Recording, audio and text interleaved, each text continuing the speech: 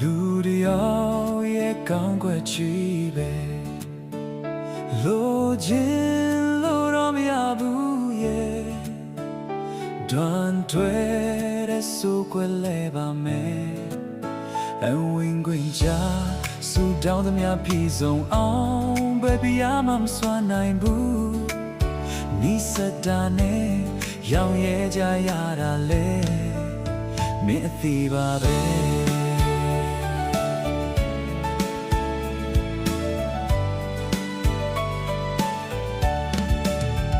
အကြောက်တိုင်းအပြစ်ကလေးတော့ရှိတယ်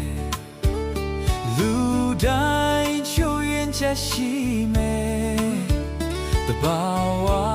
ရဲ့သဘောတရားတစ်ခုပါပဲပုံစံတစ်ခုတည်းဇွတ်အတင်းသွတ်သွင်းနေရင်ငကိုရှိရင်ဆွဲကုန်အင်းပျက်စီးမဲ့အရေးပြန်ငယ်ကွက်တင်တာလေမင်းအသိပါပဲ